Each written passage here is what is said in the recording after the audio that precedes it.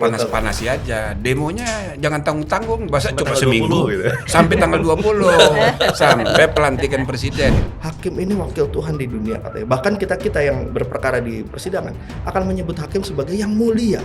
Tapi sebutan hakim yang mulia di persidangan itu tidak nampak nyata dalam persoalan keseharian. Ya, bagaimana kita menempatkan hakim, apakah sudah memuliakan atau belum? Serius ini. Jadi dia harus ya dipastikan memperoleh kesejahteraan lebih besar dari pejabat legislatif dan pejabat eksekutif. Jadi antara 8,5 juta sampai 40 juta. Jadi misalnya ketua pengadilan tinggi, maka tunjangan jabatannya 40 juta ditambah gaji pokoknya, karena gaji pokoknya masih dianggap sebagai PNS, itu berapa lah? 4 juta misalnya, 44 juta. Range-nya seperti itu.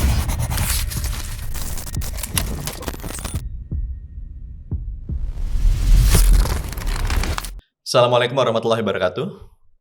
Sobat DN, jumpa lagi bersama saya Kabul Indrawan dalam Open Minded kali ini. Dan pada kesempatan ini kita akan membahas tentang wakil Tuhan di muka bumi, yaitu hakim. Jadi hakim itu profesi yang sangat-sangat mulia sekali. Tapi yang sangat mengejutkan, dalam beberapa hari ke depan kita mendapatkan informasi bahwa hakim akan melakukan unjuk rasa dalam bentuk cuti selama hampir 1 minggu gitu kan. Kita akan ulas itu dalam 1 jam ke depan.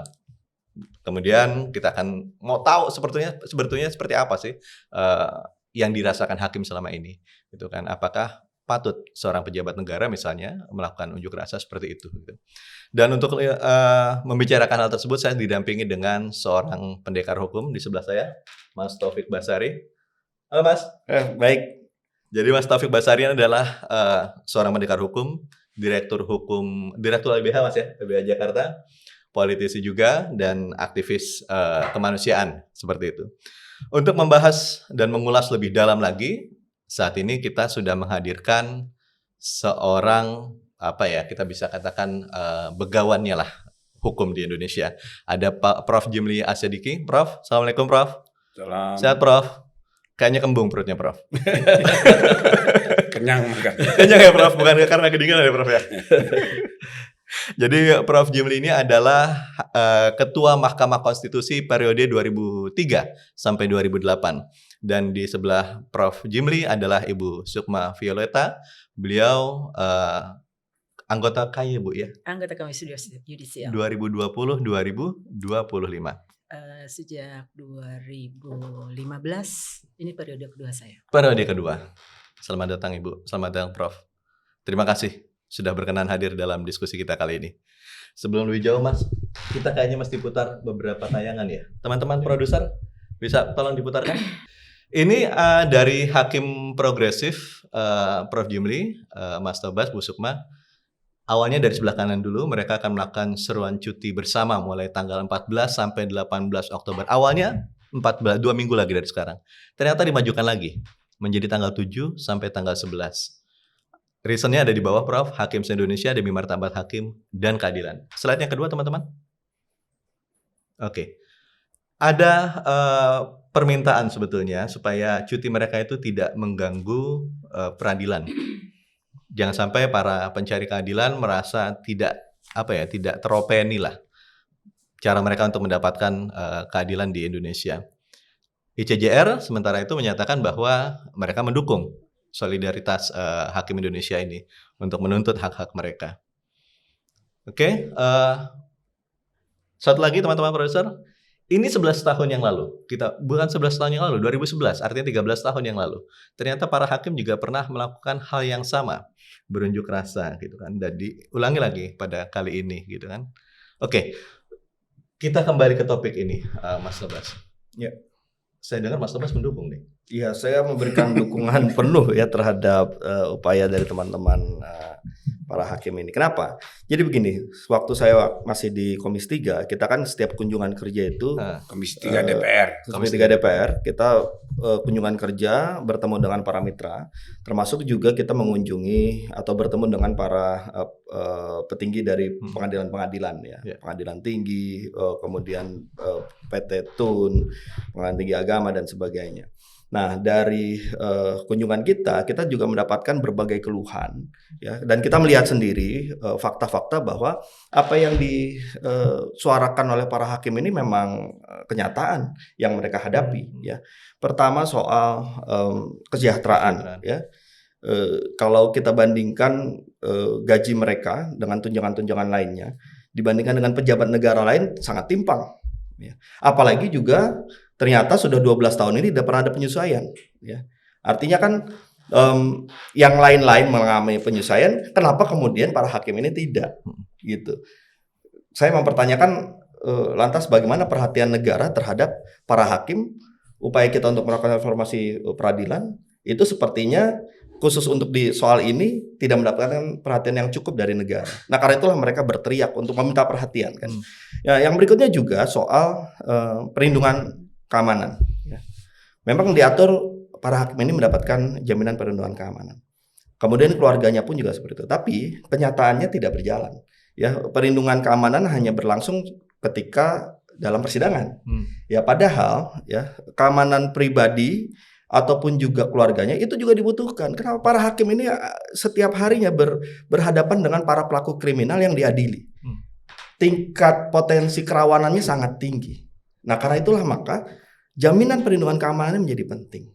Hal lain yang juga dituntut misalnya soal bagaimana kita menempatkan hakim ini dalam konteks bernegara, ya. Ini kan posisi hakim sebagai pejabat negara ini kan unik dia. Jadi pejabat negara yang juga ditempatkan di daerah-daerah. Ya. Bahkan nanti saya juga mau minta pendapat Prof juga. Saya mengusulkan dari segi protokoler semestinya ketika ada satu kegiatan yang dihadiri oleh hakim bersama pejabat daerah, secara protokoler mestinya lebih tinggi dibanding pejabat daerah. Mulai dari sebutannya di awal, tempat-tempat duduk. Kenapa? Itu juga penting untuk memastikan bahwa kita menghormati hakim.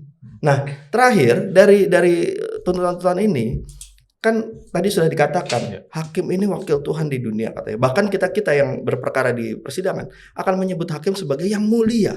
Tapi sebutan hakim yang mulia di persidangan itu tidak nampak nyata dalam persoalan keseharian, ya. Bagaimana kita menempatkan hakim, apakah sudah memuliakan atau belum? Negara saja tidak memuliakan itu.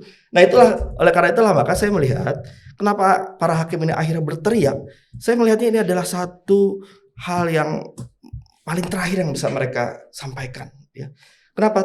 Teriakannya sebenarnya sudah lama, sudah banyak itu tuntutan-tuntutan, tapi tidak didengarkan, tidak mendapatkan perhatian. Nah, akhirnya dengan adanya ini kan, jadi kita memperhatikan. Nah, ini memang mungkin ada orang bertanya, lantas bagaimana proses persidangan yang berjalan? Lantas bagaimana proses administrasi persidangan dan seterusnya?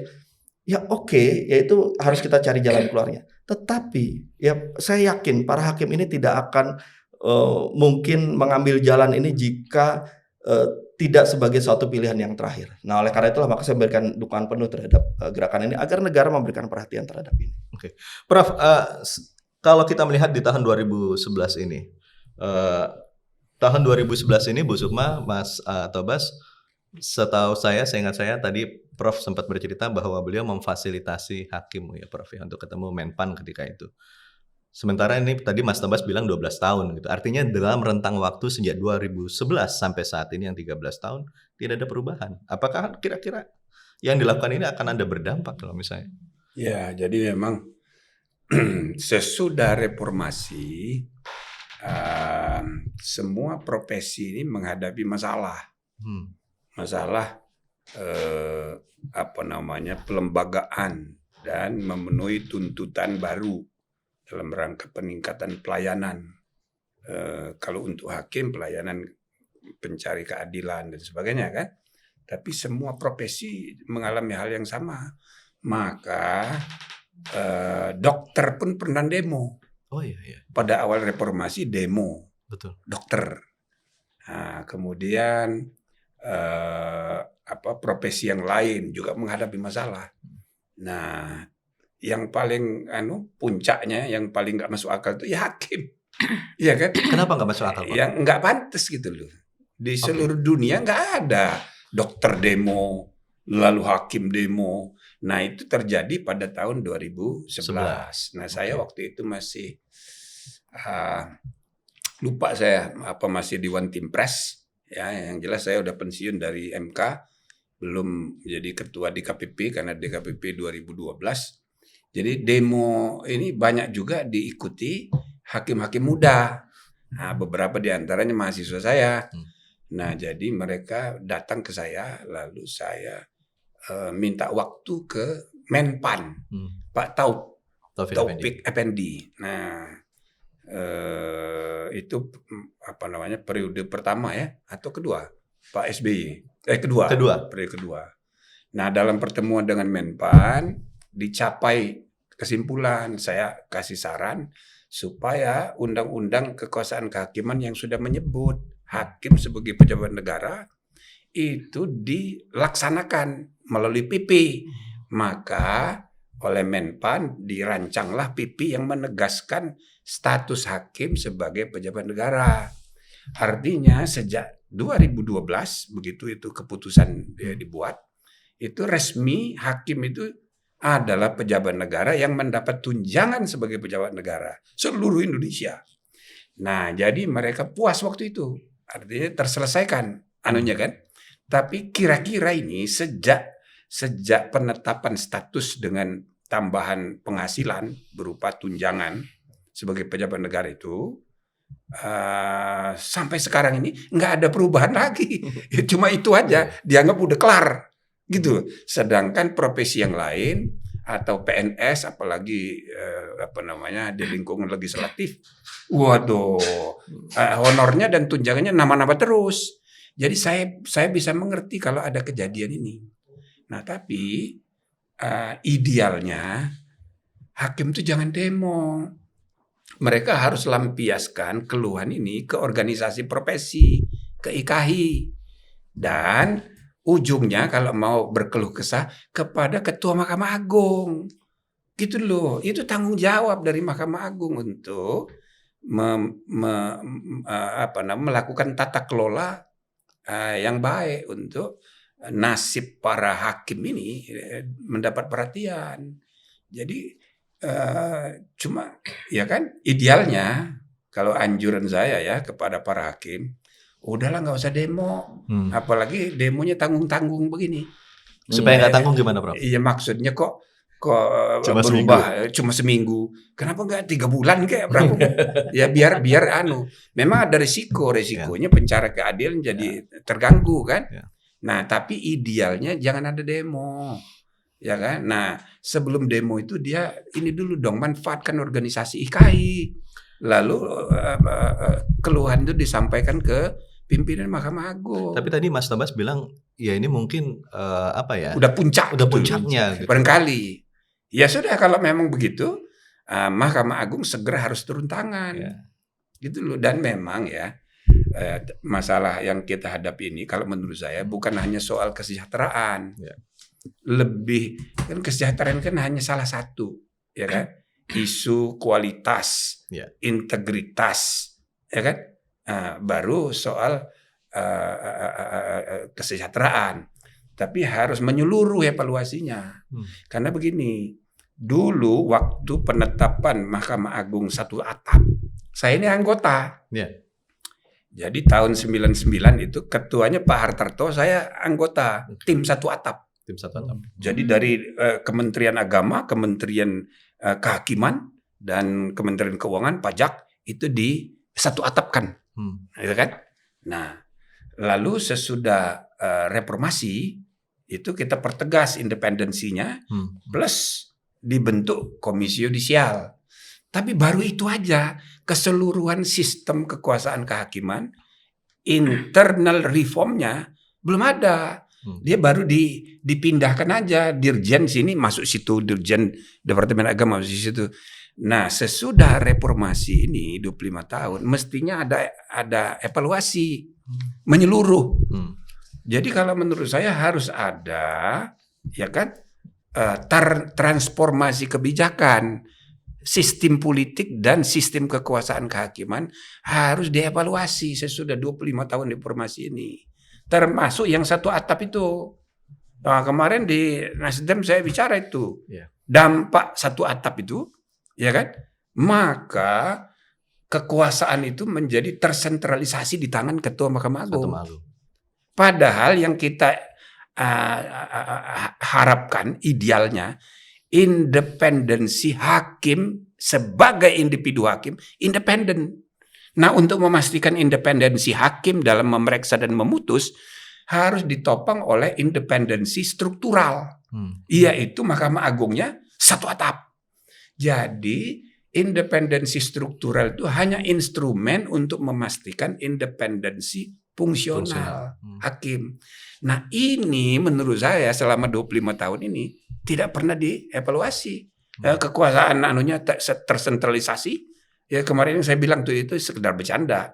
Presiden tidak bisa mengangkat dan memberhentikan gubernur di tiap provinsi, wali kota, kabupaten kota karena dia sudah di pilkada. Tapi Ketua Mahkamah Agung naik pangkatnya, Ketua Mahkamah Pengadilan Tinggi, Pengadilan Tinggi Agama, lalu Pengadilan Negeri, itu di tangan Ketua Mahkamah Agung. Artinya nasib Itu para loh, semua nasib mereka itu semua. Sehingga saya suka bercanda, Ketua Mahkamah Agung itu punya 2 gubernur di setiap provinsi, minimal. Punya 3 wali kota dan bupati di setiap kabupaten kota. Saking kuasanya. Jadi dia itu tersentralisasi. Maka pengaruhnya itu dalam memeriksa perkara. Ini sentralisme. Pengaruh ini mempengaruhi independensi. Kedipan mata dari Ketua Pengadilan Tinggi, berarti sekali bagi Ketua Pengadilan Negeri. Kedipan mata Ketua Pengadilan Negeri sangat berpengaruh bagi majelis hakim. Jadi intinya kalau menurut saya harus ada evaluasi menyeluruh. Baru di dalamnya soal kesejahteraan. Ini sudah nggak masuk akal kalau hanya 2011 tadi, 2012, kira-kira ini penghasilannya masih sama kayak 12 tahunnya. Ini zalim ini negara gitu loh. Jadi saya rasa apa yang tadi disampaikan Pak Tobas itu saya setuju itu. Tapi ya ini harus menyeluruh. Dan kalau bisa jangan lama-lama gitu Prof. Atau sebaiknya lebih lama lagi. Ya kita harapkan pemerintahan yang baru memprioritaskan urusan reformasi kekuasaan kehakiman. Di samping reformasi sistem politik dan kekuasaan kehakiman. Ini belum tuntas waktu awal reformasi tempoh hari. Nah gitu. Oke. Sobat DN, mungkin teman-teman mau tahu sebetulnya pernyataan Prof. Jimli ketika kuliah umum itu seperti apa. Kita coba putarkan pernyataan apa yang disampaikan Prof. Jimli tadi. Tapi hanya itu yang kita lakukan. Ditambah waktu reformasi bikin DKI. Tapi keseluruhan sistem peradilan di lingkungan Mahkamah Agung belum dievaluasi. Dan bahkan sekarang menurut saya setelah dipraktekin, maka penguasa paling hebat di negeri ini itu namanya Ketua Mahkamah Agung. Penguasa paling hebat. Dia punya gubernur di setiap provinsi minimal 2. Satu, Ketua Pengadilan Tinggi. Yang kedua, Ketua Pengadilan Tinggi Agama. Lalu dia punya minimal 3 bupati dan wali kota. Setiap kabupaten bupati, ya ada Ketua Pengadilan Negeri, Ketua Pengadilan Agama, Ketua Pengadilan Tut yang nasibnya di tangan dia, keputusannya, ekonomi. Maka independensi peradilan secara struktural itu tidak berpengaruh kepada independensi hakim secara individual, karena struktur budaya politiknya itu sekarang ini sentralistik. Maka senyuman Ketua Pengadilan Tinggi itu berarti sekali bagi Ketua Pengadilan Negeri. Berarti sekali. Nah ini harus dievaluasi, saudara. Ini kan yang mending kalau ya kan yang mengatur-ngatur perkara ini, ampun. Ini kan harus ada reformasi. Beliau ngabuk-ngabuk tuh, ayo kan pengalaman. Mas, Prof. Jimli di sini bilang senyuman Ketua Pengadilan Tinggi berarti bagi pengadilan negeri. Iya. Nah, kalau dalam hal ini, ketika demo besok itu kira-kira tanggal 7 itu andai kata terrealisasi, senyuman itu udah nggak berarti ya? Ya, jadi kan itu kan soal bagaimana nasib dari jenjang karir seorang hakim Iya, kan. iya. Karena sistem yang seperti itu akhirnya ya kita harus evaluasi supaya independensinya tetap terjaga meskipun mereka punya harapan terhadap jenjang karir dan sebagainya gitu.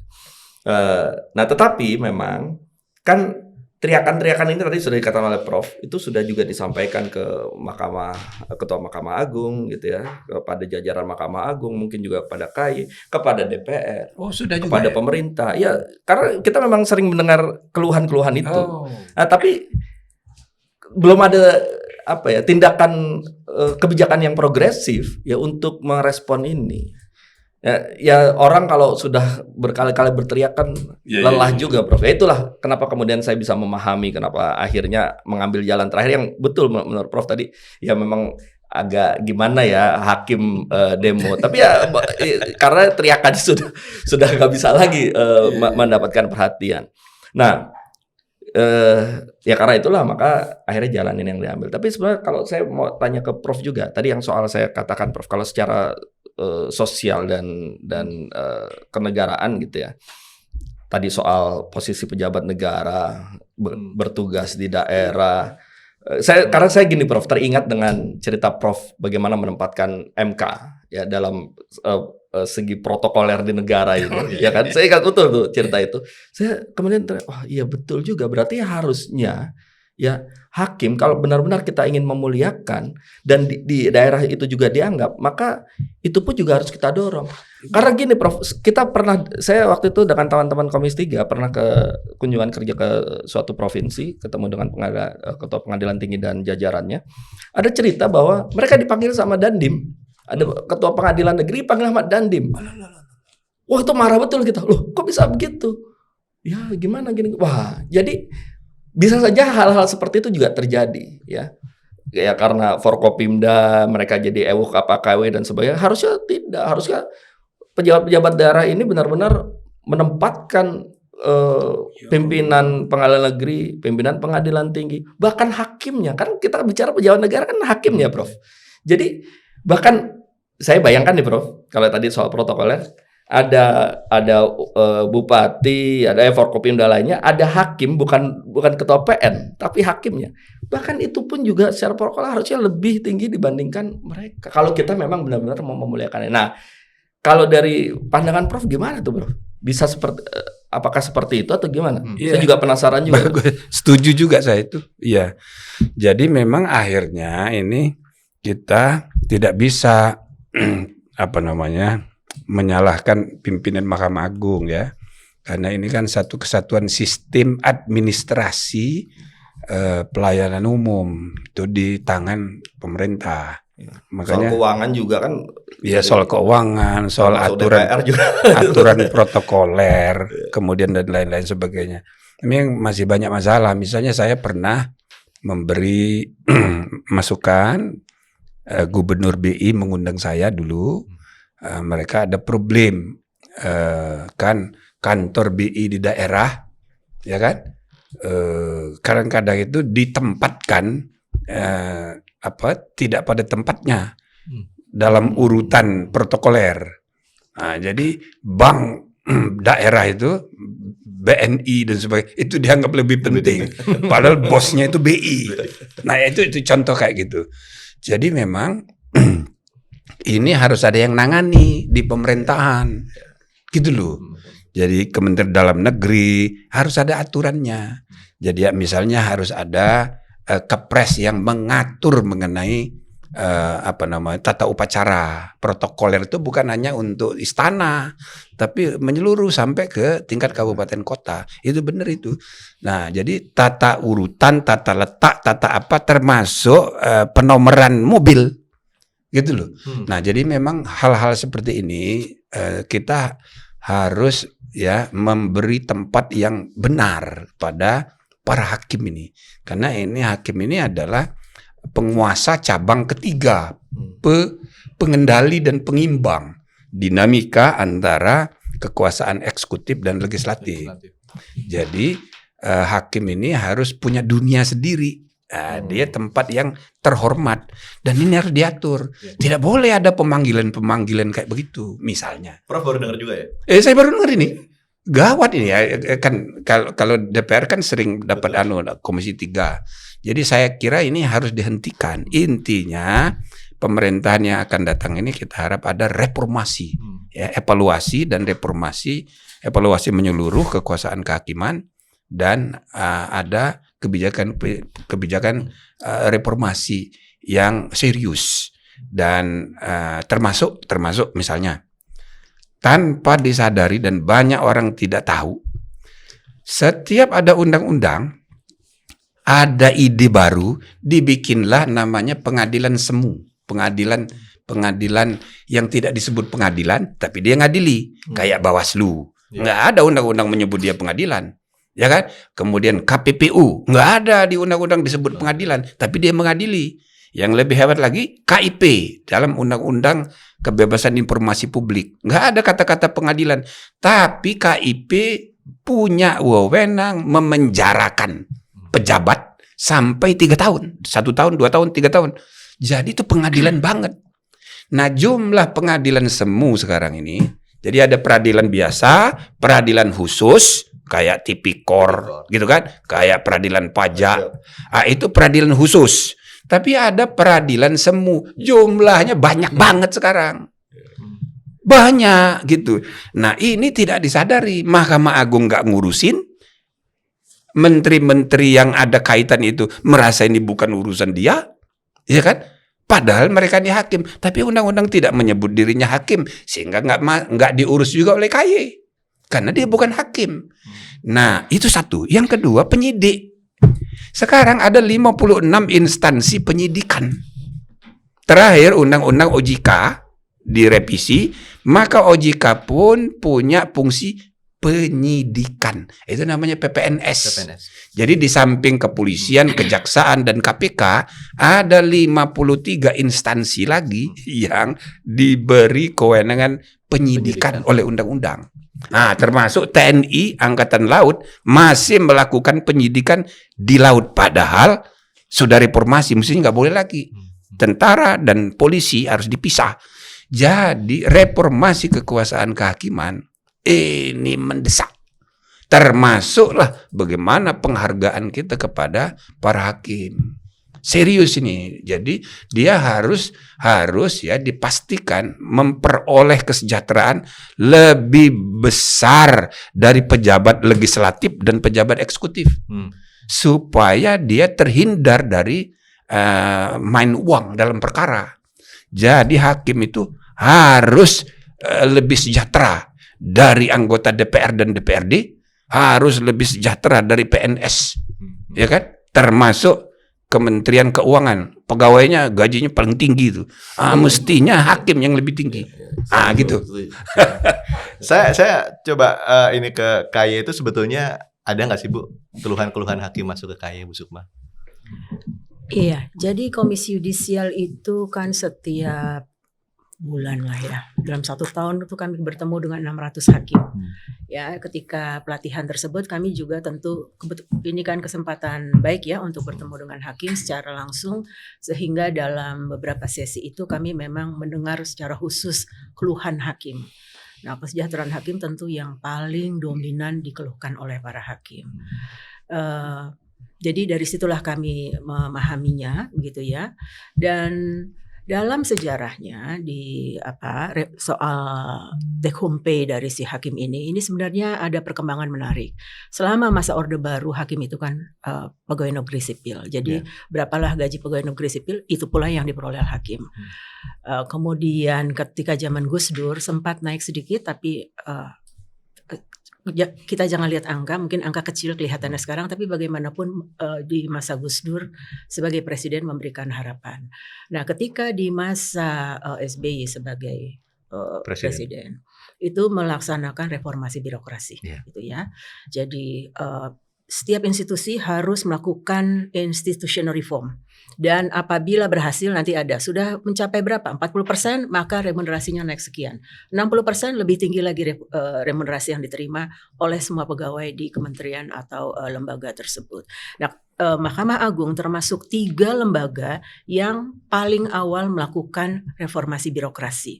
Jadi Mahkamah Agung bersama dengan Kementerian Keuangan dan bersama dengan BPK. Jadi mereka 3 lembaga inilah yang kemudian dinilai reformasinya baik ininya, tahapan di awalnya itu, nanti baru diikuti oleh kementerian lain dan lembaga lain termasuk kejaksaan, kepolisian dan kementerian lainnya. Nah, 3 yang awal ini itu mendapatkan perhatian sangat khusus dari pemerintah sehingga remunerasinya 3-tiganya sangat tinggi. Jadi kalau misalnya Mahkamah Agung ini ya, dia memperoleh angka terkecilnya kalau tidak salah tuh 5,5 juta. Ini gaji pokok tersendiri ya. Gaji pokok itu dianggap sebagai sama dengan PNS karena bagaimanapun walaupun pejabat negara, Bang, dari tahun 99 akan tetapi tidak ada undang-undang yang menyatakan dia adalah pejabat negara. Dengan begitu mulai dari rekrutmennya, kemudian promosi mutasi sampai pensiunnya, beginilah cara pejabat negara yang bernama hakim diperlakukan. Kan harus begitu kan? Ini kan yang ada baru statement-statement, bukan statement ya, sebenarnya peraturan. Ada di undang-undang undang-undang tahun 99 itu undang-undang kepegawaian. Jadi awal reformasi undang-undang kepegawaian sudah mengatakan bahwa hakim bukan PNS, hakim adalah pejabat negara. Nanti ada undang-undang yang di lingkungan kekuasaan kehakiman semuanya menyebutkan. Sampai terakhir juga undang-undang ASN semua menyebutkan hakim tidak dalam boxnya PNS tapi yang lain. Tapi mau seperti apa pejabat negara ini? Karena pejabat negara ini kan pejabat negara yang dari umur 25 sampai umur 67 tahun. Dan berkarir. Tidak ada kan pejabat negara yang berkarir begitu. Di semua di Senayan ada 5 tahun semuanya. Kemudian BPK, KY, semua 5 tahun kecuali Hakim Agung. Hakim Agung biasanya mereka rata-rata masuk di usia 60 hampir 60-an lah ya. Itu ada batas waktunya 70 tahun. Tapi yang sampai lebih berpuluh-puluh tahun tidak ada pejabat negara. Karena itu memang dibutuhkan satu undang-undang jabatan hakim. Undang-undang jabatan hakim itu sebenarnya maksudnya manajemen hakim. Pertama statusnya apakah pejabat negara atau pada sebenarnya rancangan undang-undang jabatan hakim ini sudah ada. Sudah waktu itu rancangan awalnya disampaikan oleh Komisi Judisial waktu tahun 2015 masuk ke dalam saya termasuk yang mendorong itu, cuman belum jalan. Exactly. Itu tahun 2015 kemudian diadopsi oleh DPR ya sebagai RUU inisiatif DPR. Jadi bagus sekali kan kata DPR supaya lebih cepat, sebab kalau melalui RUU pemerintah biasanya berarti hampir 10 tahun Bu RUU itu. Ya udah hampir 10 tahun berarti ya. Kemudian karena dia RUU inisiatif dari DPR maka DIM-nya, daftar isian masalahnya dari pemerintah. Nah pemerintah Kementerian Hukum pada saat itu bersama dengan MA, KY, Kementerian Keuangan, Kemenpan dan sebagainya sudah membahas dan sudah selesai. Di situ disebutkan hakim adalah pejabat negara tertentu. Itu ya ininya. Tapi oke. Karena itu kemudian akhirnya di DPR tidak dilanjutkan pembahasannya di tahun 2018 kalau tidak salah itu ya terakhir sampai sekarang tidak ada pergerakan. Maka yang menjadi perhatian memang tentang hak keuangan dan fasilitas yang tadi Prof. Jimli sudah mengatakan ada di PP 94 tahun 2012. Pokoknya pejabat negaranya harus diambil. Sebab kalau tidak dia harus masuk golongan PNS. Tidak mungkin dia berbeda dengan PNS. Ininya diambil. Kemudian diaturlah. Nah di sini kalau tadi remunerasi itu yang paling kecilnya tiap hakim ya sampai ke bawah-bawah ini ya. Nanti kan kemudian ada stratanya yang makin tinggi makin besar begitu ya ininya. Itu 5,5 juta. Sangat lumayan karena dia kemudian dapat gaji pokoknya lagi antara 2 juta, 3 juta atau sampai 5 juta. Kemudian ketika di PP yang paling kecil remunerasi tunjangan jabatannya itu 8,5 juta. Lumayan juga. Jadi hakim baru dia fresh graduate masuk sebagai cakim ya kan. Kemudian diangkat jadi hakim. Dia tuh dapatnya 11 juta. Sebenarnya kalau dibandingkan dengan take home itu ya dengan take home pay betul. Dibandingkan dengan sarjana hukum fresh graduate lainnya yang masuk kemana ke law firm, yang masuk ke kemana saja lumayan sebenarnya untuk hakimnya. Nah Akan tetapi yang jadi persoalan adalah ini dibiarkan terus dari tahun 2012 sampai sekarang, Sampai sekarang. karena tidak ada penyesuaian sehingga mereka lebih ini lagi. Nah, kembali lagi kalau kita melihat bahwa itu yang bawah ya, angka bawahnya, angka atasnya itu sampai 40 juta. Jadi antara 8,5 juta sampai 40 juta. Jadi misalnya ketua pengadilan tinggi, maka tunjangan jabatannya 40 juta ditambah gaji pokoknya, karena gaji pokoknya masih dianggap sebagai PNS itu berapa lah, 4 juta misalnya, 44 juta. Range-nya seperti itu, dari yang paling kecil tadi, yang paling tinggi kan tentu ketua pengadilan tinggi di kelas 1. Pengadilan tinggi itu kan setara dengan eselon 2 ya Bu. Benar. Eselon 2 di Kementerian Keuangan misalnya itu sudah lebih dari itu Bu. Jauh. Dia kan Jauh. Betul, jauh. Jadi Nah. ketika tadi tiga-tiganya ini memulai RB, yang hakim kemudian remunerasinya itu akhirnya di cover oleh PP 94, ini terus dalam konteks remunerasi si Kemenkyu ini jauh lebih cepat. Ya akhirnya tidak seimbang ya kalau mau melihat. Kalau ada pertemuan setiap tahun Bu Sukma dengan para hakim dan setiap pertemuan itu adalah keluhannya tentang kesejahteraan. Terus apa yang dilakukan KAI untuk mengawal kesejahteraan mereka Bu? Selain daripada RUU tadi. Iya. Di Komisi Yudisial itu kami lebih mengambil dulu inisiatifnya berapa sih sebenarnya yang dibutuhkan, atau lebih juga kepada dilakukan survei. Ini contoh ya. Yang namanya fasilitas hak kepada hakim itu bukan hanya yang bisa dihitung oleh uang. Yang bisa dihitung oleh uang kan gaji pokok gitu ya, kemudian tunjangan jabatan yang biasanya tinggi, kemudian tunjangan kemahalan itu biasanya kalau ditempatkan di 3T, Papua, tertinggal dan sebagainya. Jadi kurang inilah. Kemudian ya 3 itu ya. Yang selebihnya adalah rumah dinas gitu ya. Karena dia kan setiap 3 tahun dia pasti pindah dan skalanya seluruh Indonesia ya gitu. Sama seperti polisi. Jadi jarang lembaga yang terpusat pada saat ini ya yang masih menerapkan seperti, karena dia terpusat jadi tetap menerapkan itu, dibandingkan dengan KL lain tidak punya kementerian, tidak punya hal ini lagi kan ya. Nah, jadi ketika mereka dipromosi atau mutasi ke daerah, kan sejatinya semua pengeluaran itu tidak ditanggung oleh hakim sama sekali. Ditanggung oleh negara. Ya, yang terjadi adalah tidak demikian. Ya, jadi akhirnya dikasih tapi tidak cukup. Sehingga kalau dia misalnya kos-kosannya juga. Nah, itu juga. Jadi dia berangkat aja. Dia berangkat itu pasti kurang. Jadi akhirnya tunjangan jabatan yang kita anggap cukup tinggi dibandingkan yang lain itu tergerus. Kemudian dia ditempatkan di sana kos. Karena diberikan uang sewa rumahnya ya mungkin tidak cukup gitu, apalagi harus mengindikan keluarga, apalagi misalnya dia harus pulang ke rumahnya, tidak ada biaya apapun, sehingga kembali lagi tunjangan jabatan yang sebenarnya lumayan lah begitu ya, itu tergerus.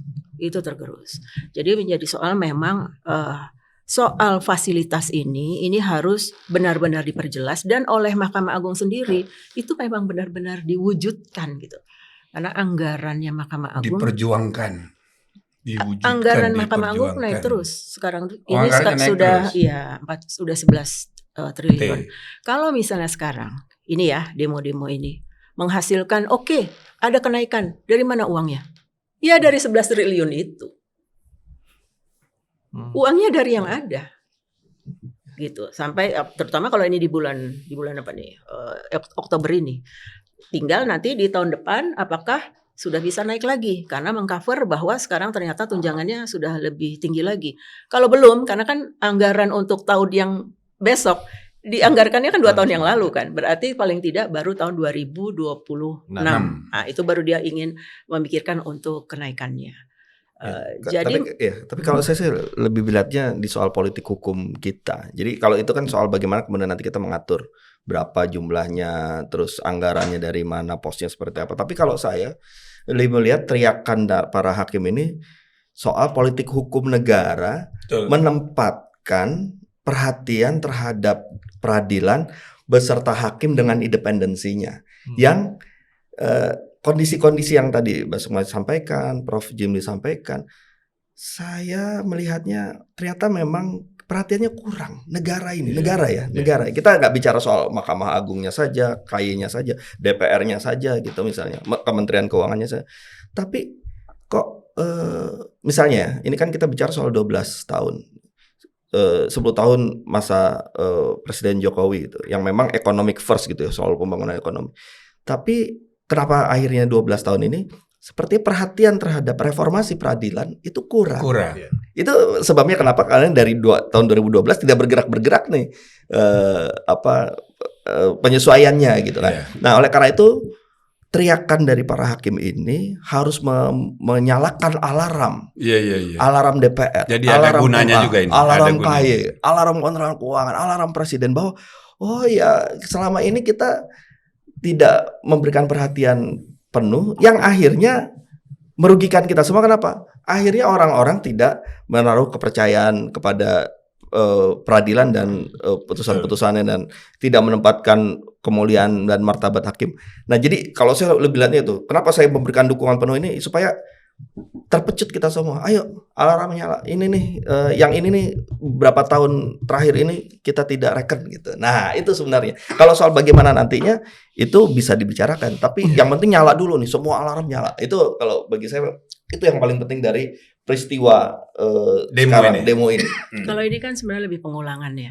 Pengulangan ini. Tadi kan kita sudah lihat ya yang tahun 2011. Semangatnya sama dan pada saat itu memang KY yang mengajukan ininya ya usulan akhirnya terjadilah PP 94 tahun 2012 tersebut. Saya ingat sekali pada saat itu bagaimanapun pemerintah bertanya. Habis ini ya? belum sebenarnya belum, tapi dengar ceritanya dari periode sebelumnya. Karena ketika remunerasi naik, kesejahteraan mulai diperhatikan dalam tanda kutip itu itu dokumen pertama yang memperjelas 8 hak dari hakim. Ini ke depan akankah memberikan keadilan yang menjadikan masyarakat percaya kepada keadilan? Intinya tidak ada permainan perkara lagi. Iya. Itu dimulai sebenarnya waktu remunerasi. Tahun 2006 juga begitu, 2007. Ini akan dinaikkan, akankah ini menghentikan? Iya katanya. Tapi terjadi, ya kan? Tahun 2012, apakah ini akan menghentikan? Iya, terjadi lagi.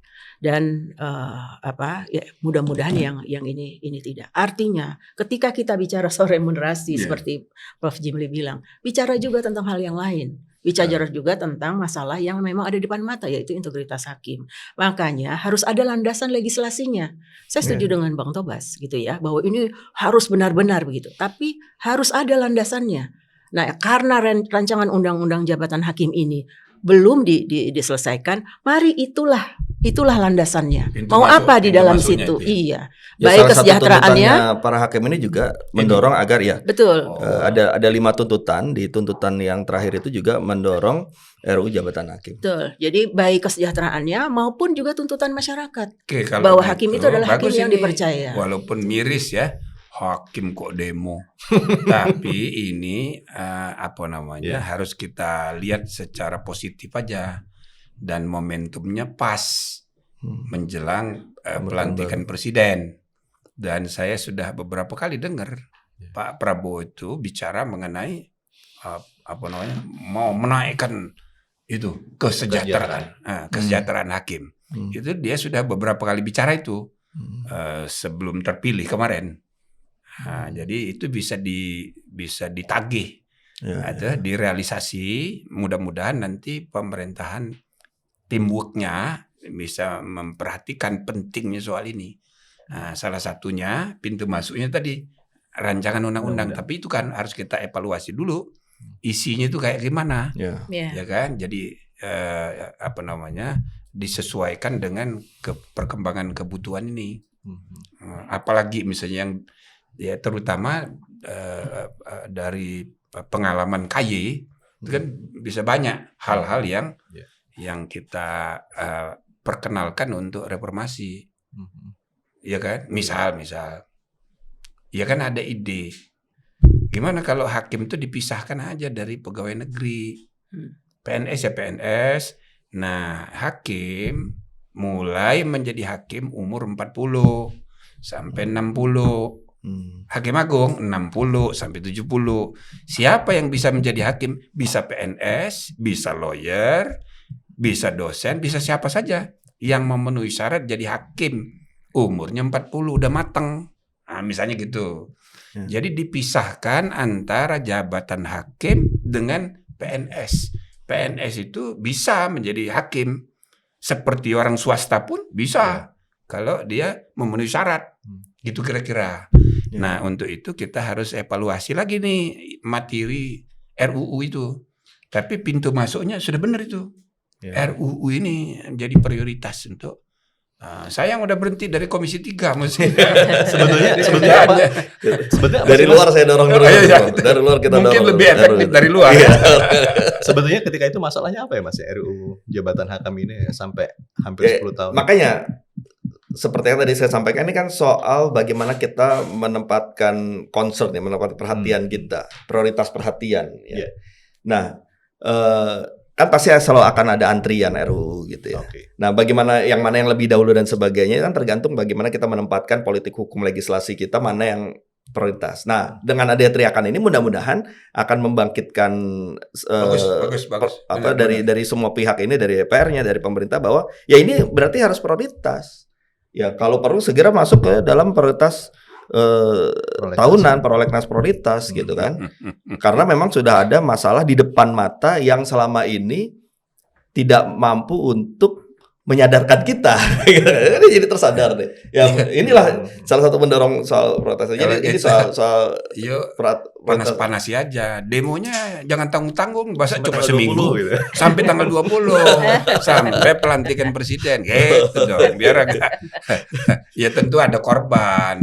Para pihak yang berperkara jadi terhambat. Ya enggak apa-apa untuk membuat sejarah. Ya. Makanya saya sempat bikin statement dan dalam video, Prof. Jadi saya juga mengajak semua pihak yang terkait dengan proses persidangan peradilan, mulai dari jaksa, advokatnya, para pencari keadilan, terdakwanya, kemudian kasus-kasus perdata, kasus-kasus petun.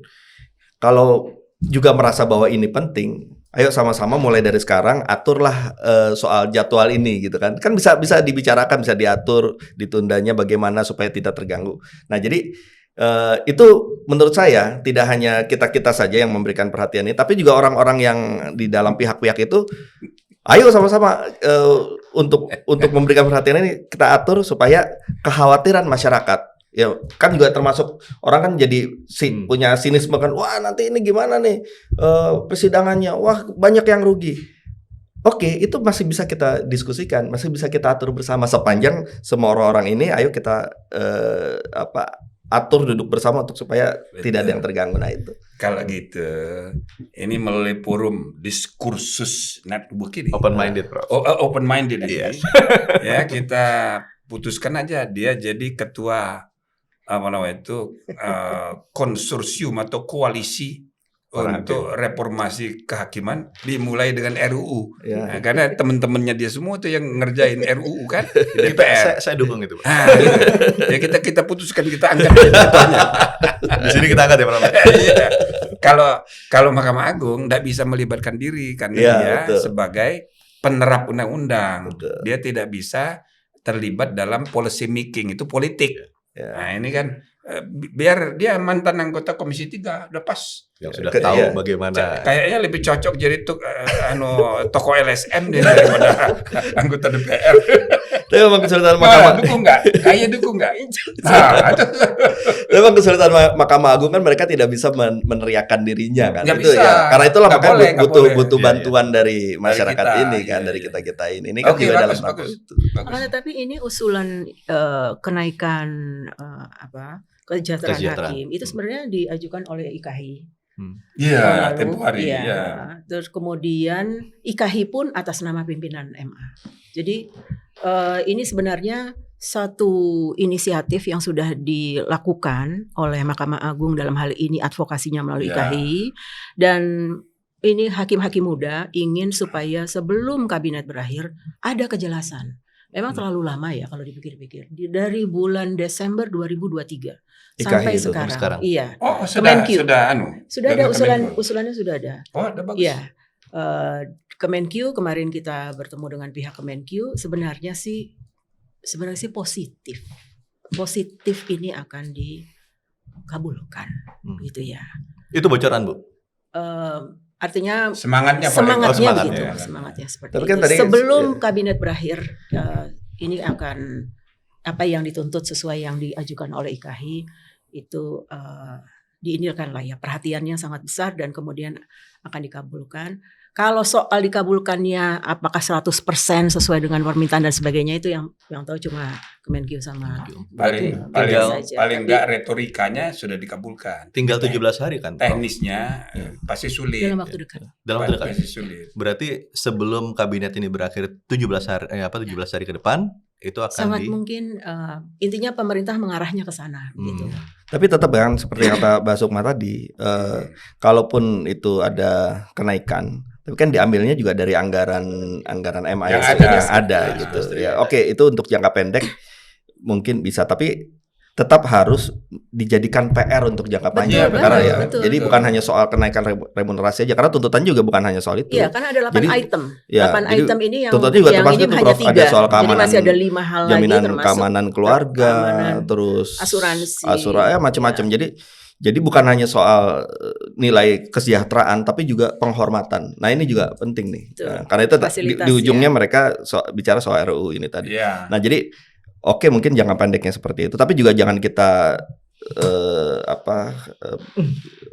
kecilkan menjadi hanya soal remunerasi gitu. Jadi Betul, ya. diskursusnya ini tadi, karena kita di diskursusnya memang harus lebih luas ya, soal Dan jangkanya penempatan kita, keamanan. perhatian kita terhadap Iya, reformasi peradilan gitu. dan jangkanya harus jangka panjang. Ya, gitu. betul. Karena nanti akhirnya juga seperti yang Prof sampaikan, akhirnya kepada promosi mutasi juga. Ya. Walaupun tidak ada ya di dalam item Betul. di dalam PP 94 tersebut, tapi kan memang dampaknya juga ke sana. Iya. Karena tadi independensi peradilan di Indonesia dan hakim di Indonesia seperti apa? Apakah independensi lembaga, bahwa Mahkamah Agung itu independen dibandingkan dengan pemerintah, dengan DPR dan seterusnya. Apa itu gitu? Atau dua-duanya? Hakim pun independen. Tapi tadi Prof Jimli sudah mengatakan bahwa yang ada di Indonesia baru independensi kelembagaan. Lembaga. Independensi individunya belum. Jadi memang banyak hal yang harus diperbaiki, dan semua kita yakin adalah untuk kesejahteraan hakim, independensi hakim, martabat hakim. Sehingga Kompleks ya itu. kita bisa. Kompleks. Oke. Tadi dari 8 itu ada 3 yang sudah kita ulas, yang paling dominan adalah tentang kesejahteraan. Ada 5 lagi, Ibu Sukma tadi bilang beberapa di antaranya adalah soal penghormatan dan soal keamanan ya Mas. Keamanan. Seberapa serius sebetulnya dibanding yang selain Dandim tadi, Mas, Bu? Seberapa serius sebetulnya ancaman keselamatan bagi para hakim ini sebetulnya? Ya kalau kita lihat ada beberapa kasus yang terjadi ya, seperti penyerangan hakim, walaupun itu terjadi di persidangan ya, atau juga mungkin beberapa keluhan mereka merasa terancam gitu ya, atau potensi ancaman itu kan akan selalu ada. Apalagi lihat nature hakim yang ya beda dengan profesi lain yang tingkat potensi kerawanannya hakim pasti tinggi. Bagaimanapun berhadapannya dengan pelaku kriminal. Bagaimana nanti misalnya di perjalanan pulang ke rumah? Bagaimana ketika di rumah? Ya, apalagi nggak dapat rumah dinas dan sebagainya. Bagaimana dengan keluarganya, anak-anak ketika sekolah? Ya kemungkinan itu kan menjadi suatu hal yang wajar, bahwa kekhawatiran akan keselamatan itu juga menjadi penting. Nah, sekarang tugasnya siapa? Ya tugasnya negara. Negara harus memastikan bahwa jaminan itu ada. Tidak hanya kepada diri hakim secara pribadi, tidak hanya pada saat persidangan, gitu, tapi juga pada keluarganya. Sebetulnya sudah ada perintah itu, tapi sekali lagi ini kan soal implementasi, ya, perhatian itu tadi kan belum berjalan. Jadi ini pun juga menurut saya harus jadi perhatian juga. Itu tadi aparat penegak hukum pun juga dengan adanya demo ini, dengan cuti bersama ini juga tersadar, oh ya. Harusnya kita melakukan ini nih, harapannya begitu. Jadi ini adalah peringatan buat kita semua.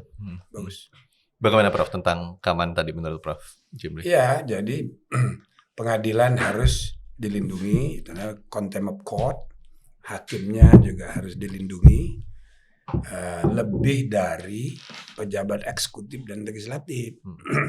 Kalau di zaman modern sekarang orang nggak terlalu menganggap penting lagi contempt of parliament, nggak perlu lagi tuh. Karena kekuasaan parlemen itu besar sekali, apalagi contempt of, ya kan, penghinaan terhadap presiden, misalnya gitu. Itu dulu di MK zaman saya kita udah membuat putusan pasal penghinaan terhadap presiden sudah kita ubah menjadi delik aduan. Maksudnya, ya kan, orang tidak boleh menghina presiden. Iya. Tapi kalau presiden terhina, dia mesti ngadu. Ini namanya delik aduan. Kalau sebelumnya kan enggak. Orang menghina presiden, presidennya enggak tersinggung, polisinya bertindak. Gitu loh. Nah, jadi pasal-pasal mengenai penghinaan kepada kepala negara itu di banyak negara, meskipun masih ada, itu sudah 2 abad enggak berfungsi lagi, enggak diterapkan lagi. Karena peradaban demokrasi udah berkembang, meningkat. Jadi kepala negara tuh menerima kritik tuh, nggak peduli lagi. Kalau putunya diinjek-injek, nggak peduli lagi. Nah, kita ini kan masih belum. Kuping masih tipis, mulut pun masih kasar. Nah, sehingga mempribadi. Maka pasal ibaratnya contempt of president, gitu kan, itu nggak diperlukan lagi. Ya kan, sesudah putusan MK itu.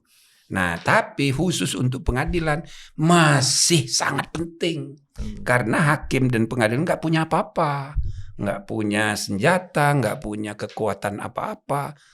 Ngomong pun di media dibatasi, nggak boleh. Jadi, contempt of court dan contempt of judges ini harus dipastikan di undang-undang jabatan hakim itu. Itu kalau misalnya ada contempt of judge itu kemudian direalisasikan misalnya, saya nggak membayangkan ketika netizen kita yang sedemikian julid, Prof, itu akan banyak yang diperiksa polisi itu. Enggak, kalau itu kan di luar konteks, itu kan ada aturannya sendiri. Jadi masalahnya kalau yang di medsos-medsos itu mau di proses hukum semua, itu dampaknya itu ada namanya chilling effect. Chilling effect. Jadi efek menakutkan dan itu merusak iklim demokrasi. Nah, itu ada cara lain tersendiri lah anunya. Yang jelas kayak misalnya orang marah-marah mukul-mukul meja di ruang sidang. Kan ada tuh yang begitu. Ya kan, ada lagi yang ngancem-ngancem. Kalau yang ngancem itu orang biasa misalnya cuman asal ngomong nggak apa-apa kan. Tapi kalau pejabat kayak tadi misalnya apa tadi? Dari pejabat militer lah. Dari militer, dari polisi. Dandim. Wah, itu serius itu. Nah, itu harus ada sanksi pidananya kepada yang bersangkutan. Itulah perlindungan hukum harus diperkuat untuk profesi dan jabatan hakim itu. Bu, ini tanggal 7 tinggal beberapa hari lagi, Bu Sukma. Demo. Apa yang mau dilakukan KAY, Bu? Sebenarnya begini ya. Demo tuh istilah dari masyarakat dan netizen dan media. Cuti sebetulnya. Iya, sebenarnya mereka lebih ingin ke sini itu ke Jakarta, maksudnya untuk lebih mempressure. Oh, mereka ini mau datang ke Jakarta nih? Ke Jakarta, iya. Bukan hanya apa namanya itu. Mogok, bukan hanya mogok. Datang ke Jakarta, maksudnya begitu. Dia akan mempressure lagi, tolong bapaknya itu ya, Mahkamah Agung, perhatikan kami. Ya, habis itu kemudian Kemenkyu, kemudian tentu ke KAY juga. Begitu sebenarnya lebih, saya sih membayangkannya lebih audiensi. Jadi mereka mau datang ke KAY, ke Mahkamah Agung, KAY, ke Kemenkyu, mungkin juga ke DPR gitu atau ke istana gitu ya. Konteksnya yang dipahami oleh kami di Komisi Yudisial tuh bukan demo. Bukan demo seperti yang tahun 2012 itu kelihatannya tidak demikian. Mereka sudah tahu pernah mengalami sebelumnya. Kalau yang 2011 itu demo betulan itu pakai baju toga di jalan. Aduh. Tapi ini ada 1.700-an ya Mas ya? Ya cukup banyak kabarnya. Nah, yang mau datang tuh 1.000 sekian. Iya, cukup banyak ya, jadi memang rame banget. Tapi kan juga dengan permintaan kepada PN juga untuk mengatur jadwal supaya di tanggal 7 sampai 11 itu pun juga persidangannya diatur supaya tidak berjalan. Itu bisa. Ya. Tapi kalau bisa kita himbau lebih baik jangan banyak-banyak lah. Datang ke sini, ya kan? datang ke KY, ke Mahkamah Agung, ke Menteri Keuangan. Ya bila perlu saya juga mau itu hadir gitu. Prof bersedia ya Prof ya? Misalnya gitu ya. Ya. Nah, kita dengerin gitu, ada hal-hal yang bisa kita Bantu untuk cuma sarannya kalau mereka denger ini podcast, udahlah nggak usah rame-rame, jangan di atas 100 aja udah kebanyakan. 50 aja cukup, nanti pusing juga kayak ngasih minumnya. Mungkin yang Nggak kayaknya cuma masalah. berapa puluh orang kali Bu ya, tapi yang di jalan ribuan nggak Kelihatannya apa-apa kali ya. mereka ya. Ya, Tapi kan harapannya juga semakin banyak orang-orang seperti Prof ini yang juga memberikan perhatian. Saya mungkin dari KAI juga ada yang memberikan perhatian, dari tokoh-tokoh lain, dari NGO lain dan sebagainya. Ya, Perhatian inilah yang akan membuat ini menjadi besar gitu Ya, ya. Nah, jadi itu yang sebenarnya juga seperti dulu waktu mereka ada yang telepon saya 2011 itu, saya pertemukan dengan Menteri Menpan itu. Iya. ya.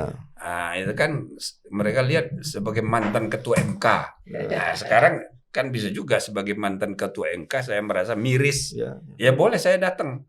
Cuma kalau demonya ribuan di Monas ya nggak usah lah. Gitu. Jadi mudah-mudahan mereka mendengar ini nggak usah terlalu rame-rame. Yang penting kan pesan sampai. Oke. Gitu. Saya mau satu pernyataan dari Prof Jumli, Bu Sukma dan Mas Tobas, sekedar penegasan. Jadi Mas mendukung ya Mas? Saya mendukung penuh dan saya harapkan ada respon yang positif ya terhadap tuntutan-tuntutan ini, ya, disertai kesadaran bersama bahwa kita harus memberikan perhatian terkait dengan reformasi peradilan yang memang selama ini paling tidak beberapa tahun belakangan ini tidak menjadi perhatian kita semua. Oke. Kalau Prof? Ya, saya harapkan bukan hanya mendukung kalau dia kan langsung jadi ketua koalisi, Ketua koalisi. konsorsium atau apa. Kita tunjuk ya Prof. Iya. Kita ketok palu di sini. Jadi mari ini kita jadikan momentum untuk pembenahan, perbaikan. Dan mudah-mudahan juga di samping boleh jadi ada hal-hal yang bisa langsung direspon oleh pemerintah sekarang, ya kan? Tapi kan cuma berapa minggu lagi nih. Iya.